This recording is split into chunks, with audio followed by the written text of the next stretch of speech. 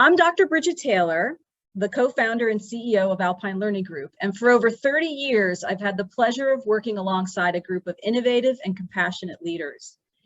I'm happy that we're able to share with you today their expertise on autism, on adult services. Just a few housekeeping issues before they get started. This presentation is being recorded and will be made available on our website in the coming days. If you have any questions, please use the question and answer area. If you have any technical difficulties, we'll do our best to answer those questions in that area as well. Please type questions as they come up. If we have time at the end, we will take some of those questions and answer your questions at the end of the presentation. Today, I'm very excited to introduce Katrina Roberts, Director of our Adult Program and a BCBA, and Stephanie Trusty, Clinical Supervisor in our Adult Program, who will share information on successful planning for adulthood. Okay, I'm going to let Katrina take it away. Thank you, everybody. Thank you, Bridget, for that introduction. We are excited to be kicking off our Autism Awareness Month lecture series today and to share this presentation with you. The title of our presentation is How Do I Know They're Ready? Successful Planning for Adulthood. We will share with you today some general information and tips about planning for adulthood, as well as some tools and strategies that you can use to help your family member through their own transition. Here is today's agenda. We will start off sharing some statistics with you and then work our way through some assessments and skill development, goal setting, skill building, strategies to teach skills, and then end with a timeline of paperwork to be completed and share some resources with you. So why is it important that we talk about this today? Well, there are a large number of individuals who transition into adulthood each year, 50,000 to be exact, and the numbers are estimated to rise over the next few years. While the past 2 years has not made this easy for anyone planning for this phase in their life right now, it does show us how important it is to make sure we are getting the whole prep for adulthood thing right. In general, parents and professionals do report not being happy with the transition process. And Anderson et al. Did also report that in 2018, only 58% of students who needed a transition plan, which should be in place by the age of 14, actually had one in place. So it's important to make sure that our teams are working together and that they are starting early on this process. After all, we do spend the majority of our lives as adults. We have to get adulthood off to a great start. We thought we would start off with some statistics for adults with autism as they are currently. In a survey conducted in 2018 to 2019, families responded regarding the activities that their family member with autism was taking part in at that time. In the blue, these respondents responded about an autistic adult who lived at home with their family. 83% of autistic adults living with their families reported some type of daytime activity they were a part of. 47% participated in some type of unpaid activity in their communities, and 33% participated in some type of paid activity in the community or facility. 17% attended some type of schooling. In the purple, of those who lived outside of their family's home, 88% participated in some type of regular daytime activity outside of the home. 60% took part in unpaid activities in the community or a facility.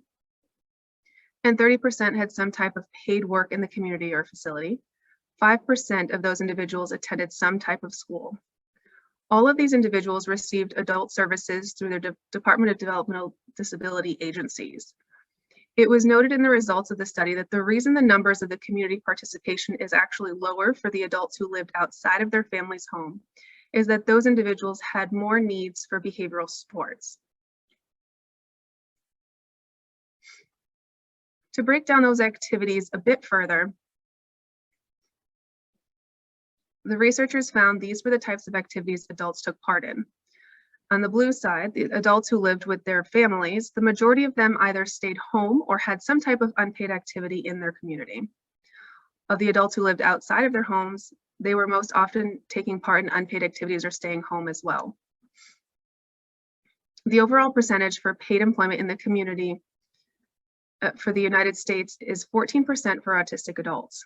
These results here are pretty standard with that at 16% for those who lived with their families and 12% for those who lived outside of the home to have paid individualized jobs. We also know that finding housing can be challenging for autistic adults. Here, the NCI survey reports on the types of housing individuals are finding. The majority live in a group residence or agency apartment, with others living in specialized facilities or an independent home or apartment. Some additional statistics to note here. Young adults just graduating high school also felt disconnected socially. 66% of them, to be exact, experienced disconnection in the first 2 years after high school. 32% found employment within 2 years, and 19% lived away from their parents or families. The transition from high school to adulthood is a challenging one, whether you have a diagnosis on the autism spectrum or not, but it seems especially challenging for autistic young adults based on these data. While these statistics are at a glance disheartening, this is the reason programs like ours exist to help learners and their families make informed decisions and start planning early. Based on these statistics, we can see that there are specific areas that we need to be preparing for early if we want to have success into adulthood. These areas include employment, education, socialization, living arrangements, and financial supports. We will go over each of these areas as we go through our presentation today.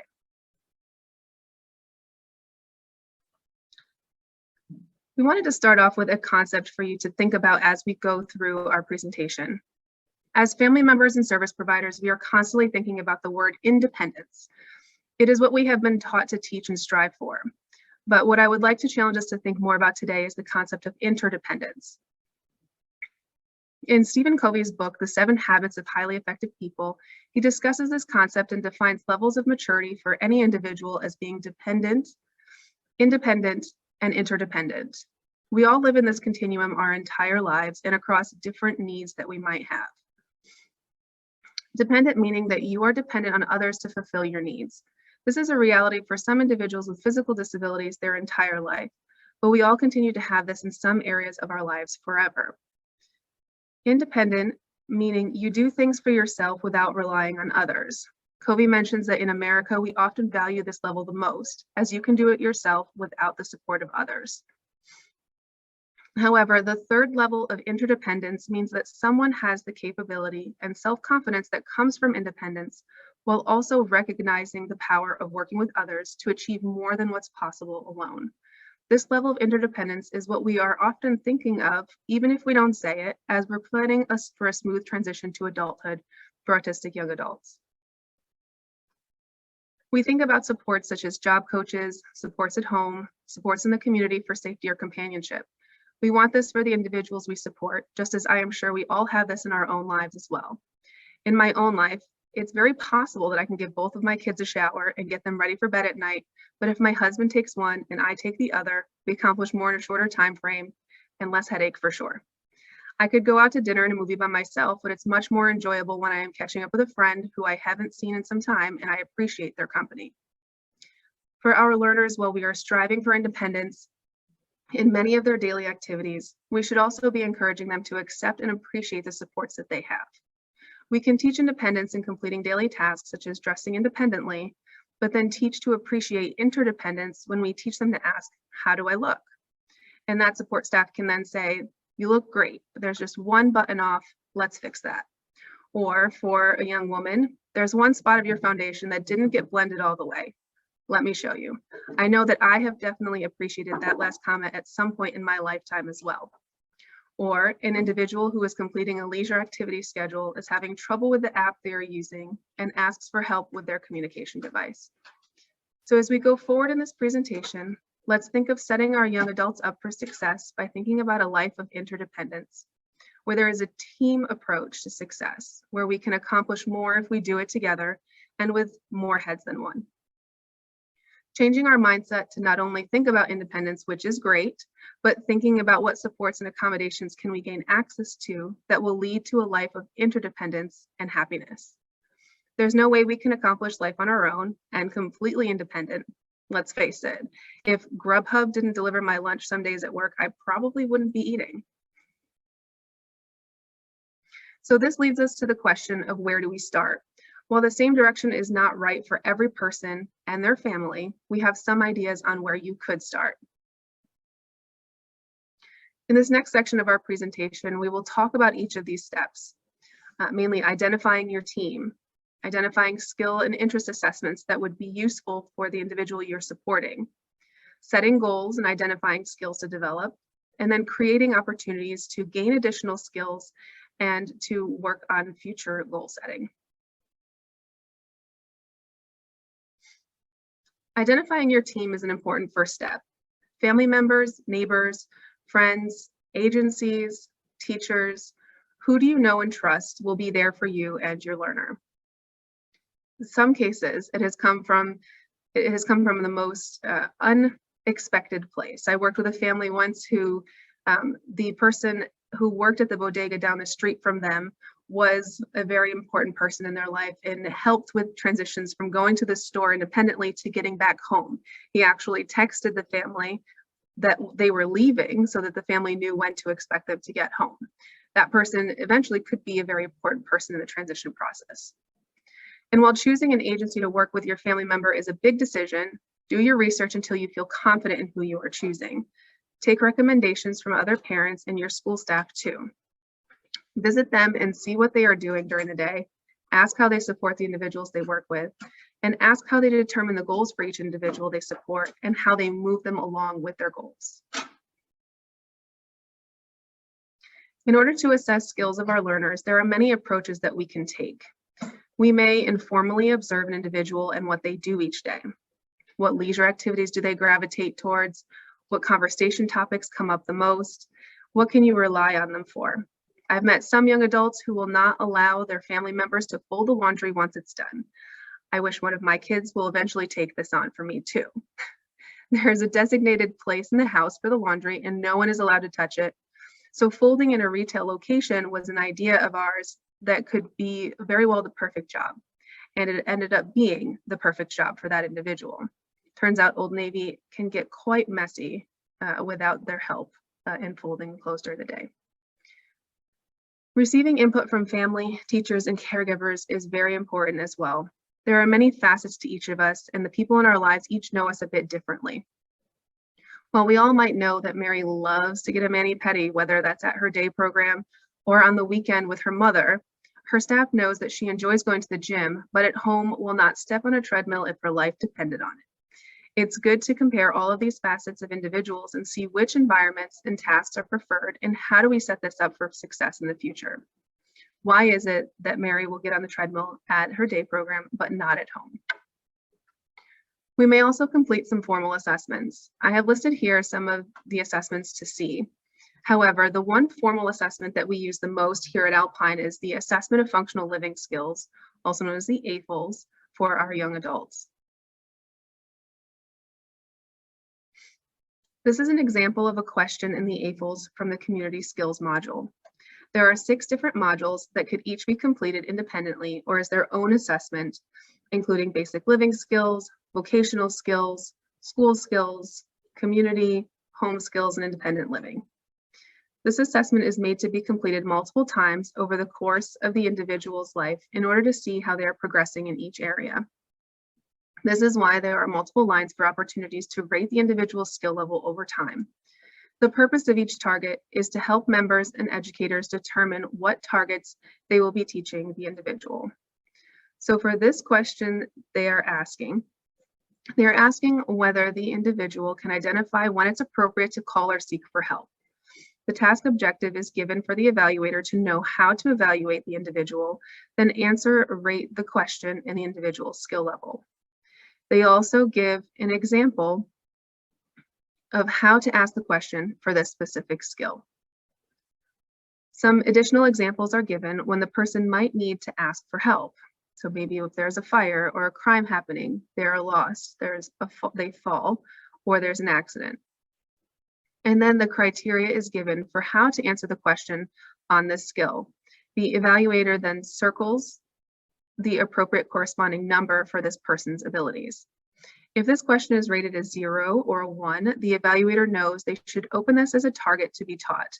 as identifying when it's appropriate to call or ask for help is a very important skill for us as adults. Here's what a completed assessment looks like for an individual. This individual completed the home skills assessment. You'll see at the bottom the various skill grouping that were assessed, such as making meals at home, doing the dishes, laundry, housekeeping, mechanics of the home, leisure, and cooking. In this box at the top, the evaluator puts their initials and the date this assessment was completed and the color they use to fill in the grid when representing the person's skill level. The other lines are reserved for the next time the assessment is completed. The next evaluator would use a different color to show advancement in skills over time. The hope is that those boxes that are white would eventually be filled in as time goes on. So this is a visual representation of the skills this learner currently has and where educators should be focusing their time. We can see on this grid that this person has a lot of leisure skills already, as evidenced by the amount of blue that is in here. But they should focus more on cooking abilities, as there is much more white here in the grid. So there is less skill in being able to cook independently.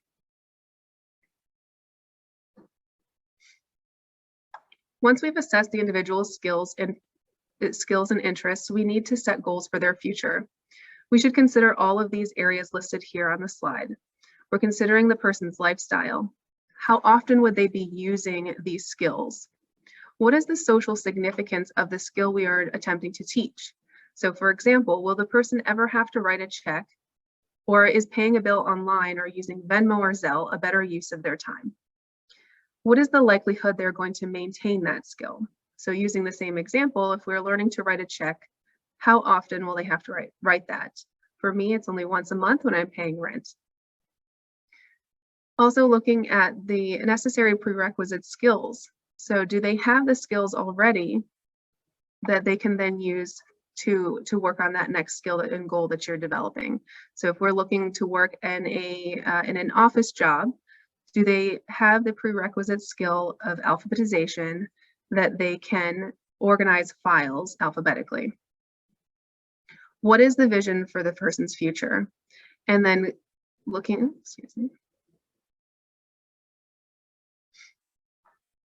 using person-centered planning as a tool to help them plan for the future.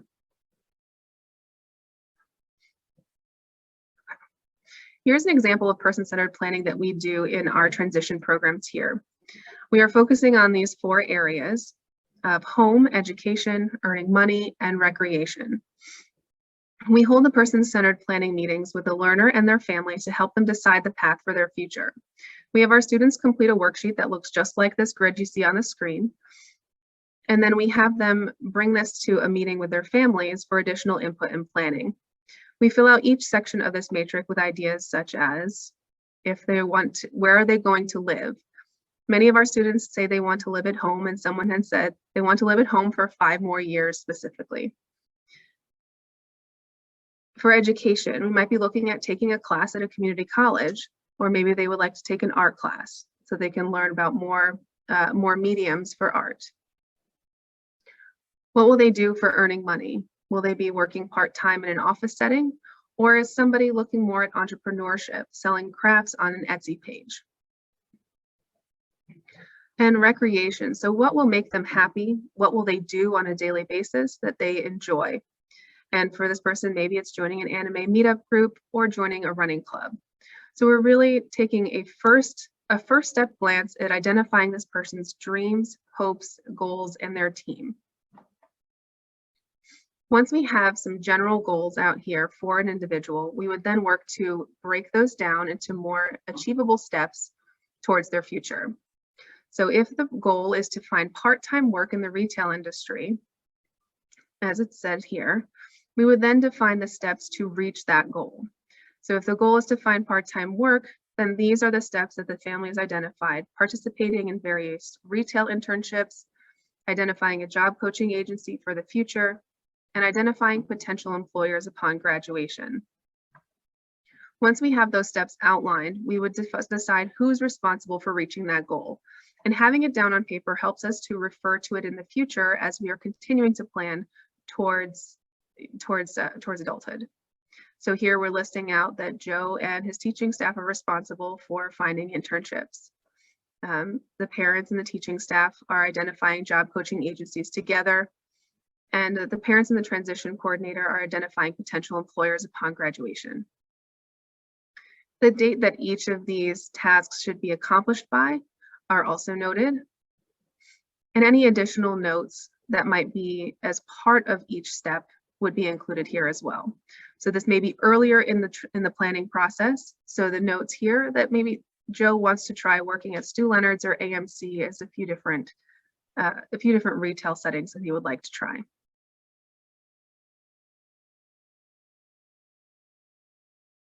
Now that we have completed assessments and identified goals, we should have a list of skills to be developed in preparation for adulthood. And with that, I'm going to turn it over to Stephanie, who will talk specifically about some skills that you might be arranging in your plan.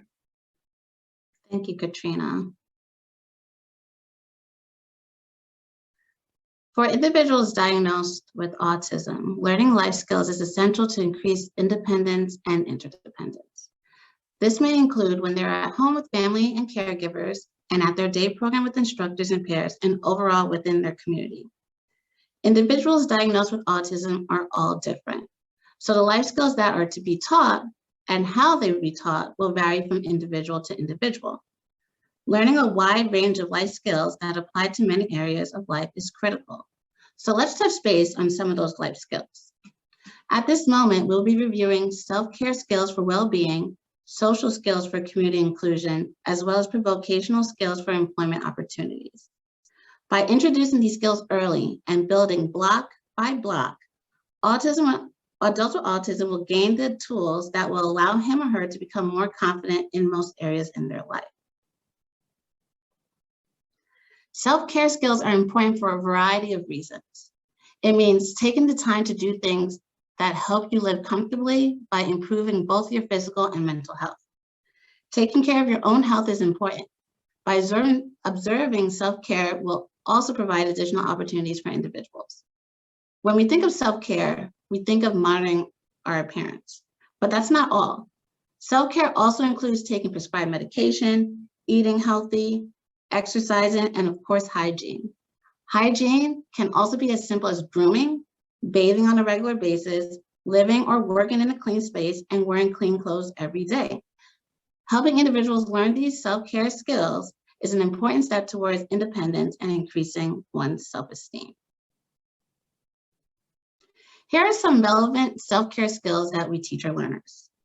Dressing for appropriate weather and season, taking a shower, washing your hair, brushing your teeth, applying deodorant, all combined are important. Eating with utensils and chewing with your mouth closed at an appropriate pace is also a skill that presents mealtime etiquette. Washing hands after using the bathroom, super important, as this will help decrease contamination on other surfaces. Coughing, sneezing into your elbow can also help slow the spread of germs. And of course, getting an adequate amount of sleep to prepare for the next day can help decrease stress and improve your mood throughout the day. We can teach our learners these self-care skills by developing a routine individualized on their needs. Social skills are an essential part of navigating in your own way through society. There are a number of social skills that can help prepare adults diagnosed with autism for community inclusion. The list of important social skills can go on and on and on and on, but here are just a few reasons why we should address this area.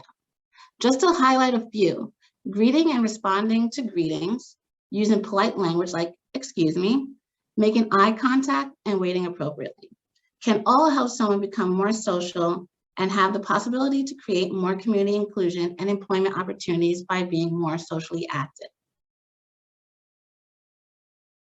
Inclusion.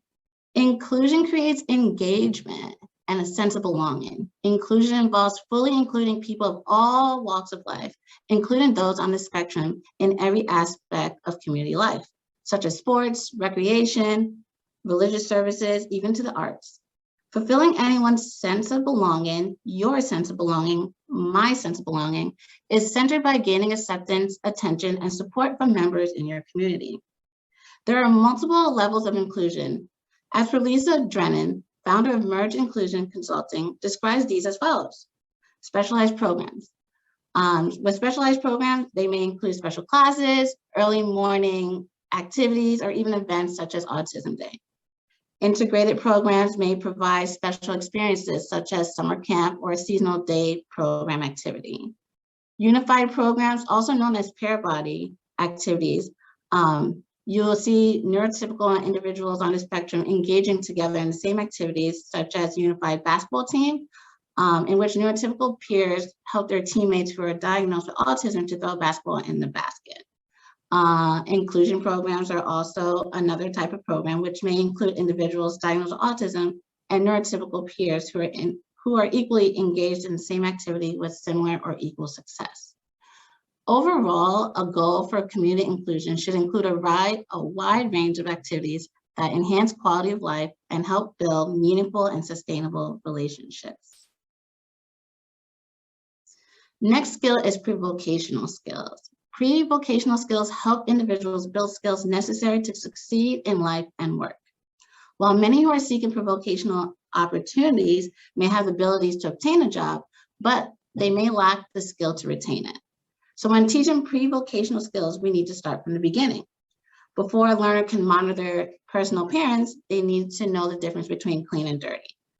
Before a learner can keep an appointment or tell time, they need to identify numbers. Before a learner can introduce himself or shake their hand or someone else's hand, they need to be able to make and maintain eye contact. Also, before a learner can access transportation, they need to be able to ride in a car or vehicle appropriately. The skills listed here can help build the foundation and introduce individuals to a wide range of employment opportunities. These are just a handful of examples, but prerequisite skills can set the foundation for more complex pre-vocational skills. When you really come to think of it, right, given how complex social interactions can be and how complex task demands associated with work can be, any and all skills can be considered pre-vocational skills. At the end of the day, autism does not discriminate. It affects people of different races and ethnicities equally. Some individuals with autism receive fewer services than others, and those are often associated with race or family income, which may transition into childhood to adulthood. The National Autism Indicators Report shared their family survey results on race and participation in paid employment and community-based activities in their report in May 2021. As you notice that there is a difference by race. Autistic adults who were non-Hispanic or other mixed races were less likely to participate in paid work compared to non-Hispanic white adults. Autistic adults who were Hispanic were less likely to participate in community-based activities compared to non-Hispanic white adults.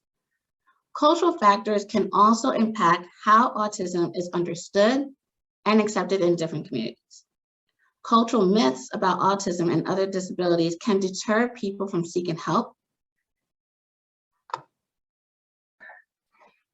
Thank you, Stephanie, for that introduction. As Stephanie mentioned, in a study published in 2020, we published how to use behavioral skills training to teach interview skills to young adults with autism. We use these steps to teach interview skills.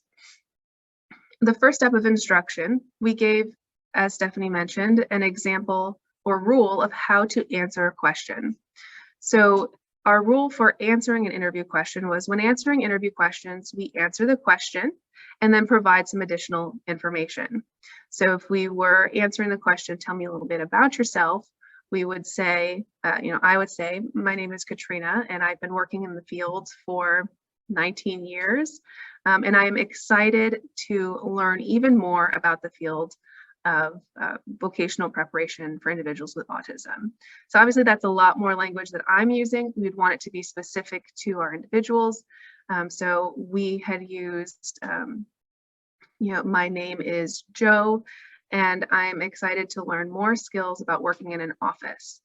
So there, the answering the question, telling about himself, is by giving their name. The extra information is what they're hoping to learn. We provided a model, so in vivo or a video model.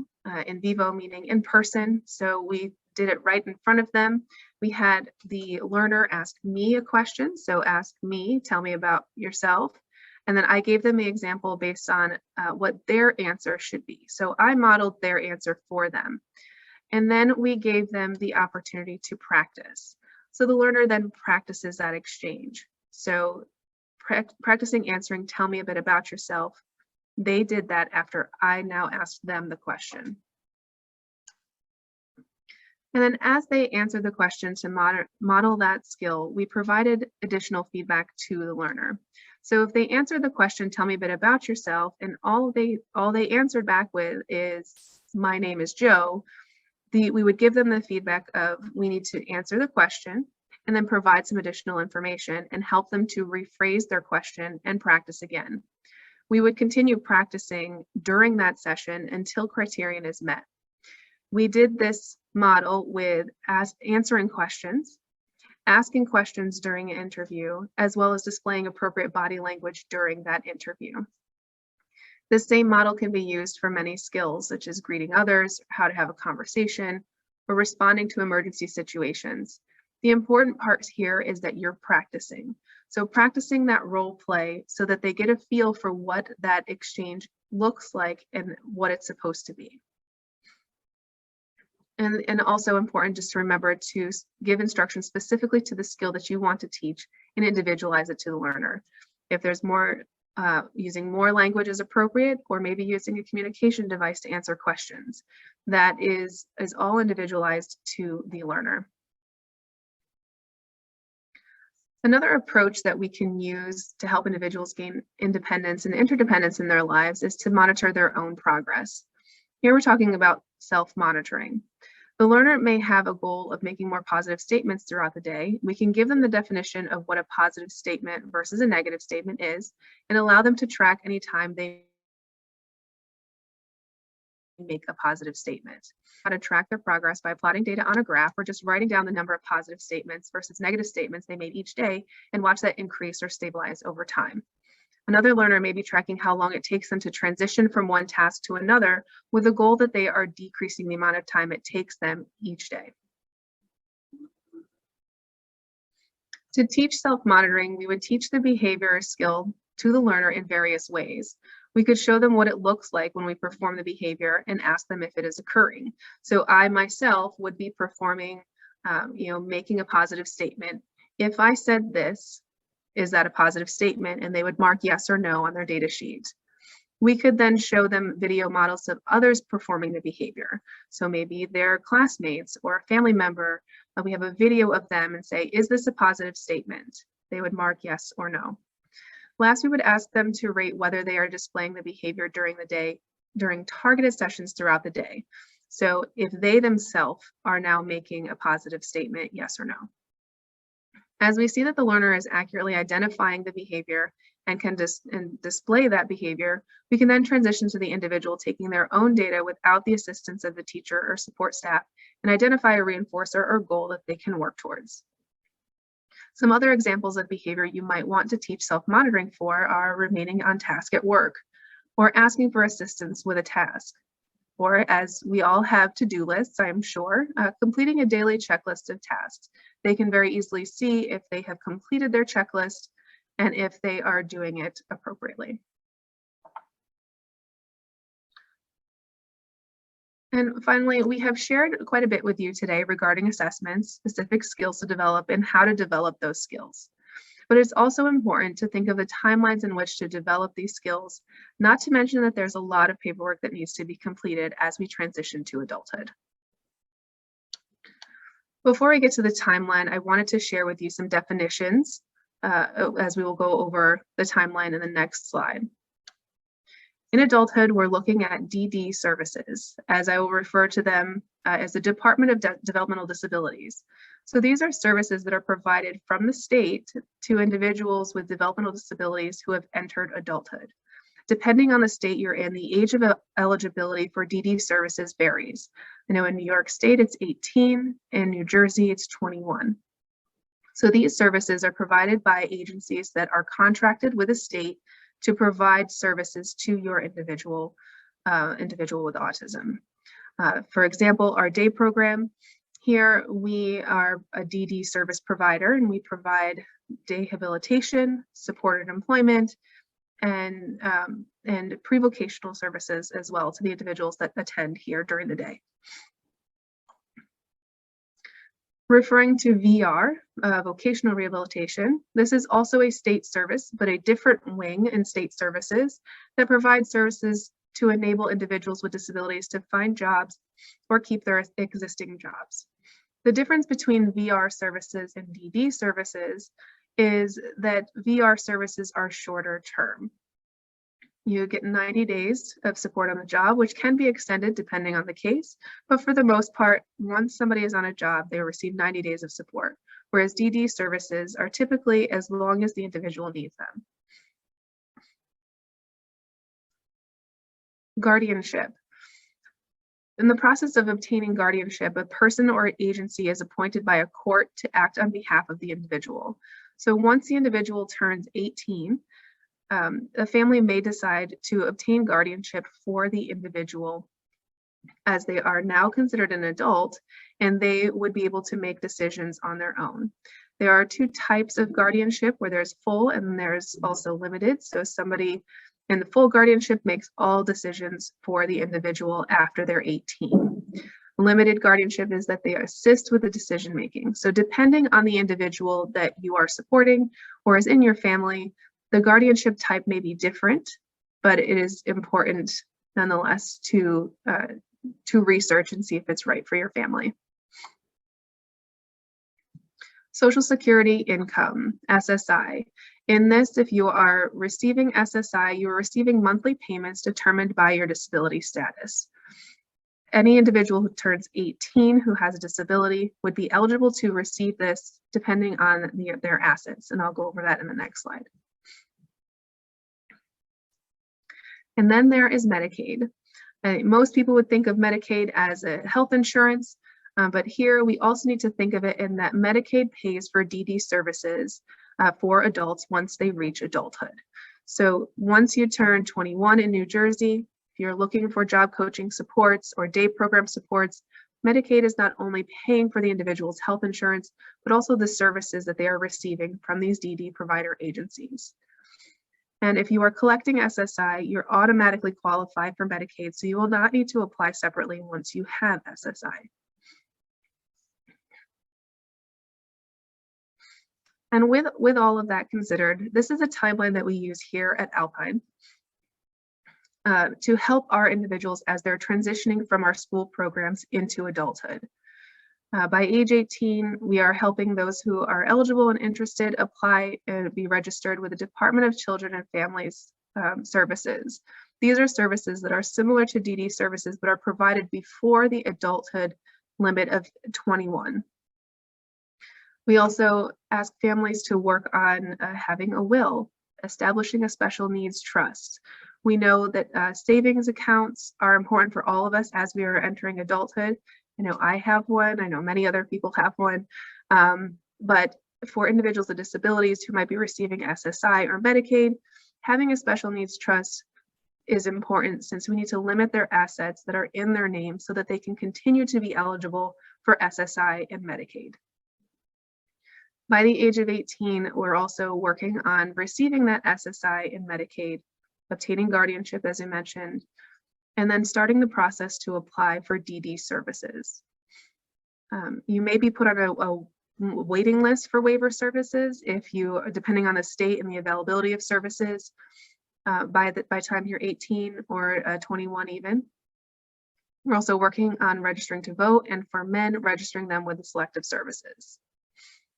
By 20 and after in New Jersey, we need to make an appointment after applying for DD services to complete an assessment called an NJCAT, which is working on looking at adaptive skills. In other states, they might ask or request the completion of a Vineland assessment, which would be similar to what in New Jersey the NJCAT is. You'd also be selecting a support coordination agency once you're accepted for DD services.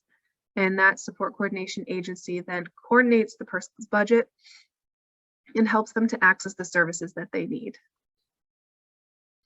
After 21, might be looking at exclusion from VR if that's applicable. So as I mentioned, the VR services are more shorter term. So some people might just skip over or maybe not be eligible for voc rehab services. So they're looking at that exclusion paperwork so that they're only receiving services from DD. And then finally, signing up for paratransit if that is applicable to your lifestyle. More and more families are opting to use Uber or a taxi, or they have family members or somebody that they've hired for transportation, as transportation is a huge issue for the individuals that we support, and that there's limited access or it's not reliable all the time. So thinking about how your individual is going to be transported to and from work and the services that they receive is also a very important piece of planning for adulthood. And just to end our presentation here, I wanted to share a few resources with you. We've shared QR codes. I did not put these dinosaurs in there, Google does it. But Autism Speaks Transition Toolkit has many of the topics that we've discussed today. It is free for you to download if you would like to download that. Also on the Autism Speaks website is another community-based skills assessment that they've developed with the Virginia Commonwealth that you might also find helpful. And if you're thinking about college for an individual that you're supporting, there's a very neat website called thinkcollege.net that will tell you about all of the services and changes and resources for going to college in your area.